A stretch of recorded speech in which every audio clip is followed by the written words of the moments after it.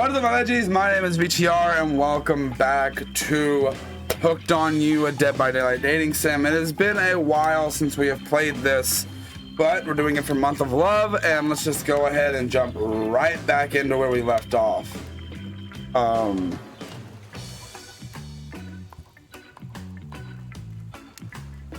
So we're not going to blame anyone in particular, but someone, and we're not going to say who, don't worry, you hasn't been sticking around the schedule.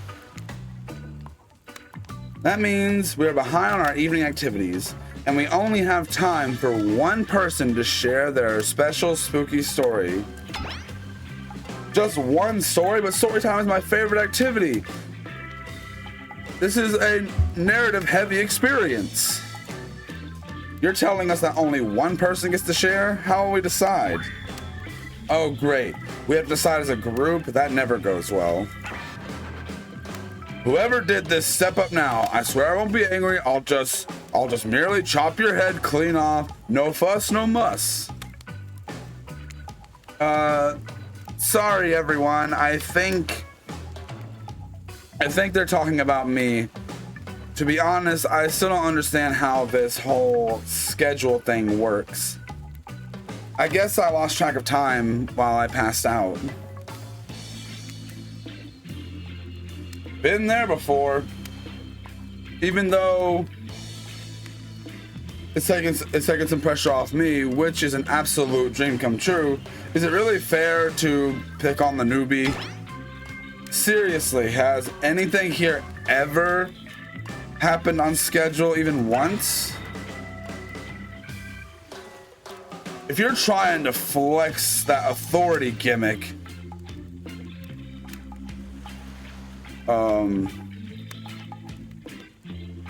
so help me, I'll snap your head off so quick and then drown you in his blood. Fuss and muss are back on. You two know I love to hack, slash, and slice. We all know you love to kill. It's almost all you talk about. Nobody named names. Who even knows names? Not us. I renounce my name. Who's Donald? Who's Dwight? Who even knows anymore? Call me nobody. But we still gotta get started on story time, so BTR, who do you think should that's a name. Oh, okay, so we gotta, all right, I'm gonna go with the spirit. I choose you, spirit. Whoa, this entire experience is being crafted to avoid IP infringement lawsuits. Be careful with the catchphrases, will ya? That's funny. Really? You want to hear me? Don't let her talk you out of it. She's great with ghost stories. I don't know where she gets it. She comes up with the scariest stuff, seriously disturbing, even to me. And I literally pulled a guy's skull and spine out once with my bare hands. Oh, talk about bullcrap stories. If everyone else is going, I can just sit down and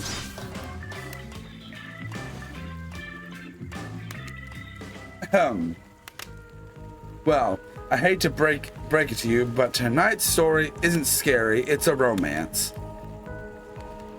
Too late now, though. I was selected and I'm going to tell my story. I call it The Prisoner's Kiss. It was a dark summer night. Warm rain seeped through the sky like blood from an old wound.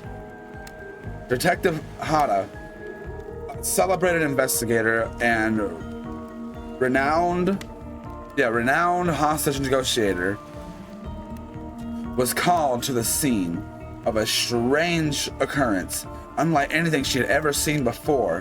When she arrived, the scene was chaotic. Crowds began to gather.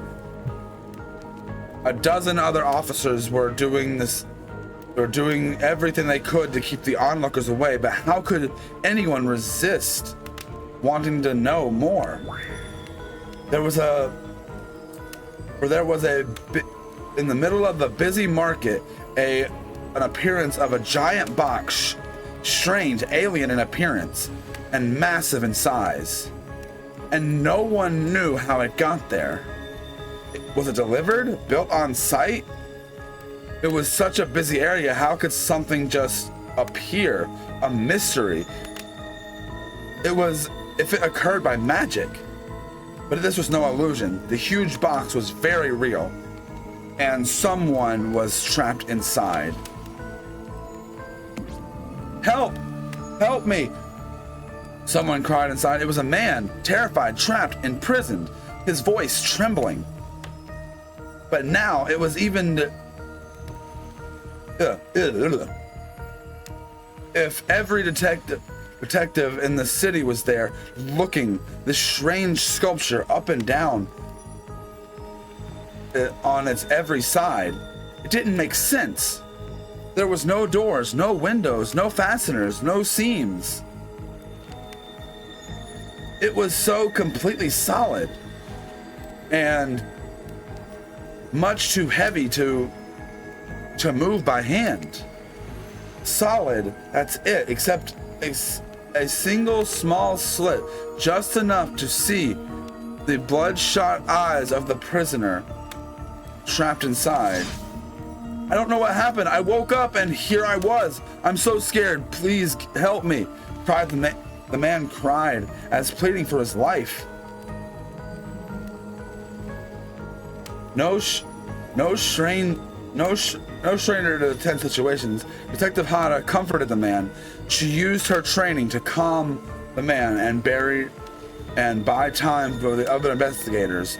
However, time did not bring clarity, only anxiety, and the night dragged on with no progress of opening the box. And the night grew longer, the seeping rain puddling on the ground. The man inside grew more desperate, more sad, more lonely, more pathetic, and in need of help. But Detective Hada was no help at all, powerless to save him. Guilt began to weigh on her like it was never had before. Don't let me die in here, the man begged. Don't let me die alone. Stay calm, instructed Detective Hada. You're not alone, I'm here. Half the town is here. We're all in this together, and we won't let this be the end of your story. Looking through the narrow passageways, Detective Hada watched her own reflection in the tear-filled eyes of the strange, sad prisoner. Together, they both wept in silence at hopelessness of the moment. Promise, asked the man. Promise that I'm not alone. Yes, she promised. I do. A simple pledge. She felt an instant connection like she had never felt before.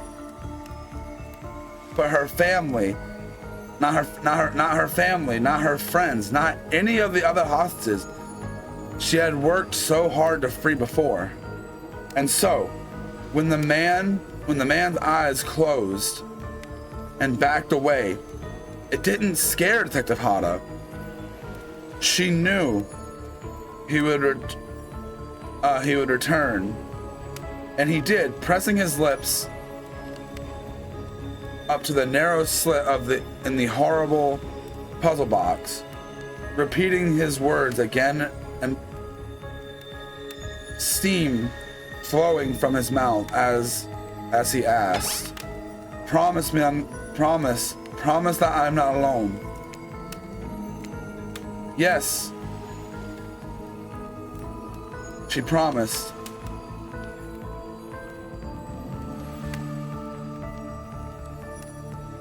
And pressuring her palms against the cold outside, the box truly knowing why Detective Hata learned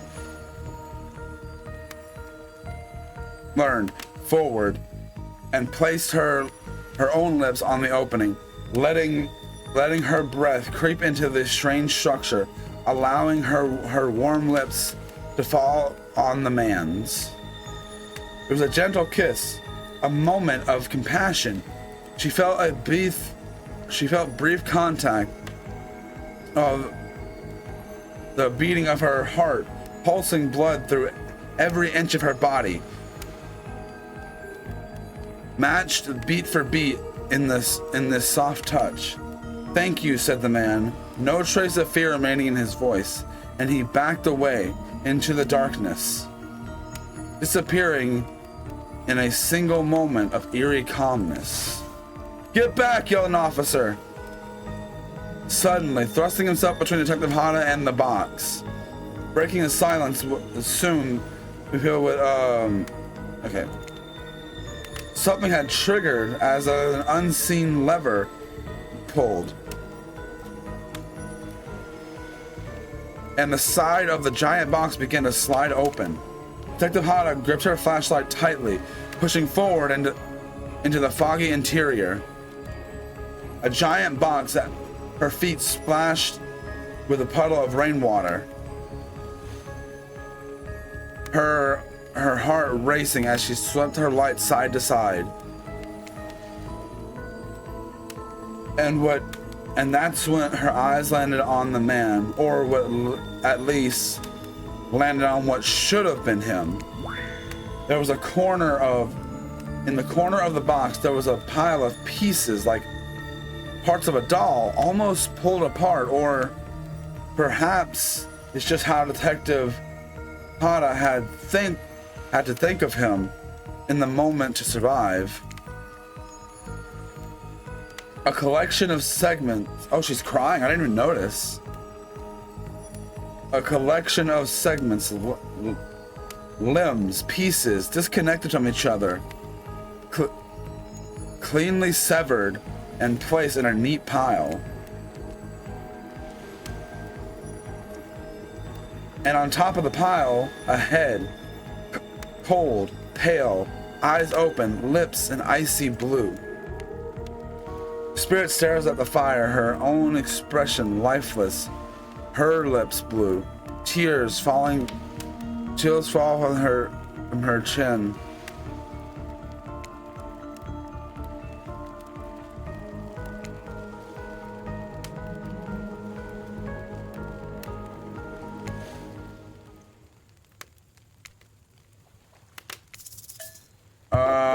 Hugger. You stand without saying anything. You approach the spirit, reaching your arms out for a hug. Her robe, hovering in the air, begins to wrap itself around you. And squeeze into her. It's kind of like being hugged back, but also not being tied up. It's certainly not what you expected. Instantly, you pull yourself away, but it's awkward. It's like an awkward movement. You nearly fall over the fire. Spirit says nothing, floating away without even such a goodbye. On that note, everyone... Okay. This is nice. A true moment of... Okay, so everyone left, it looks like. Oh no, the trickster showed back up.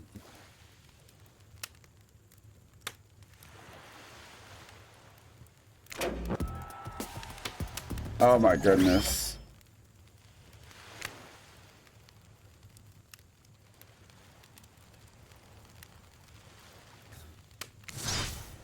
I'm the ultimate catch on this island. I'm the lobster in a sea of sardines. Are you though? I don't know if I'd agree with that.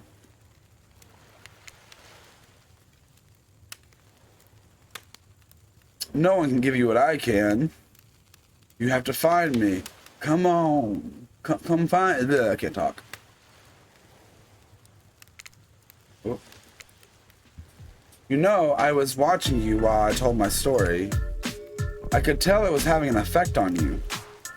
This fog that follows around me, I could feel you breathing heavily, taking me. You're doing it again right now. You need to calm down. You should come to the hot tub with me.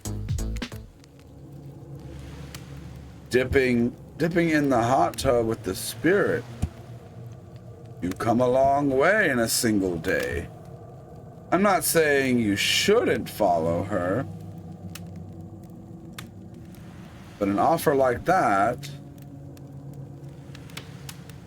just don't forget our little talk. I don't remember, it's been so long since I played this.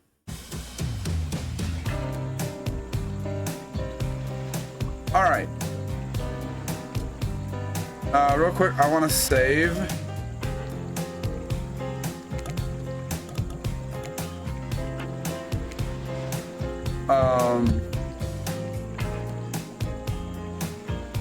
I don't remember,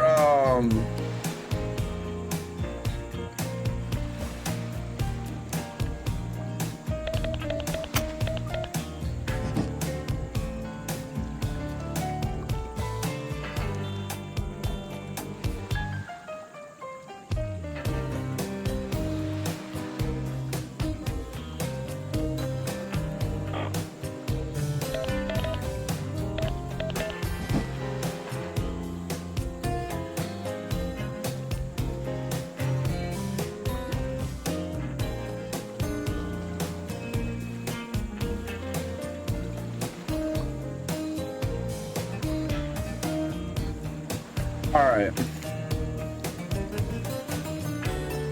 You and your storyteller friend slip into the water. It's just the right temperature for the evening dip. If some jealous shark would come along and manage to get... I just want to be totally clear. Even though that story bore some similarities to my life, it was not about me in any way, shape, or form. Not sure I believe that.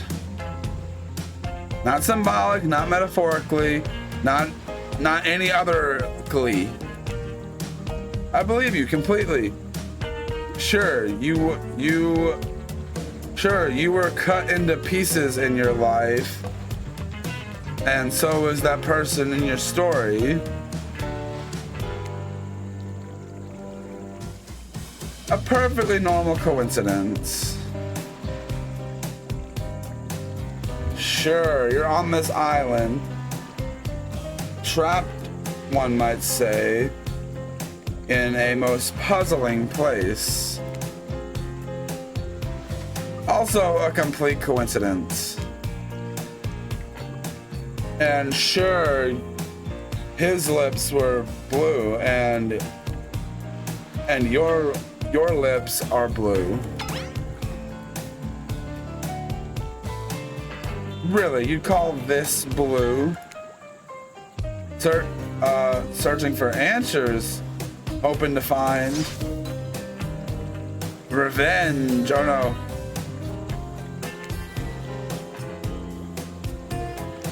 So the similarities stop there, I guess. Coincidences. Sorry, the coincidences. Get this through your head. Whoever you are. Samurai blood runs through my veins. Or, well, maybe cordially through by now, but no need to sweat the details. Regardless, I'm descended from noble warriors. Thousands of years of training with bladed weapons, pursuing the entrance into this world. Do you know how many swords that is? A lot. You gotta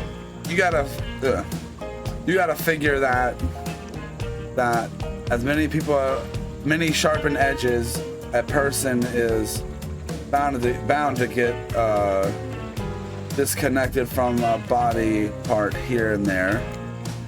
The truth is, and I wouldn't typically share this, but after this, so don't go blabbing about it. I dreamt that story, like watching a movie in my sleep. When I was a little girl, years before my brother sank his blade into my skin.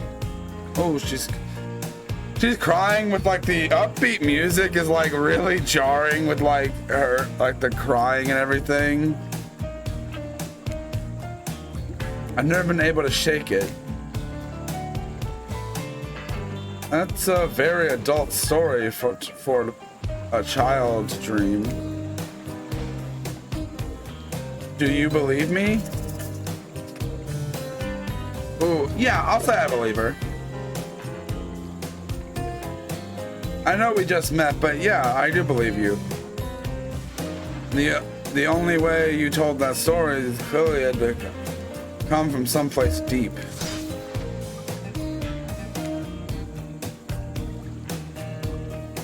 Who taught you to trust a stranger? You're going to get hurt if you don't learn to take better care of yourself. Okay.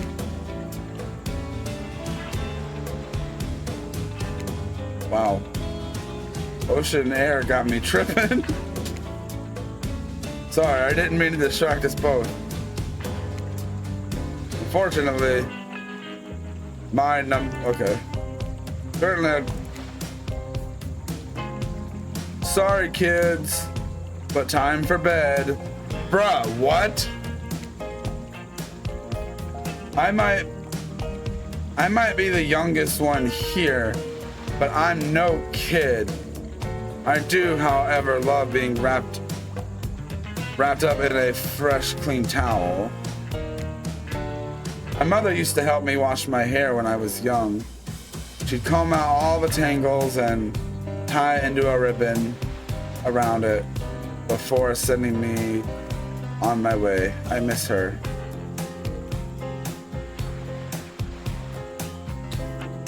You watch Spirit stares off into the distance, her hand gripping tight into a fist. She doesn't notice you're watching her at first. She catches you looking, then turns away and roughly grabs a towel from the white, and then pushes him and Claudia aside as she floats off. Alright, we're gonna leave this episode here. So, I hope you guys did enjoy this video. Let me guys know if you want to see more. Obviously, we're going to do more throughout this month and everything. I don't know when we're going to necessarily jump back to this one, but I'm going to be doing a lot of dating sims and stuff from this month. So, but yeah, hope you guys enjoyed, and I'll see each and every one of you guys in the next one. Bye!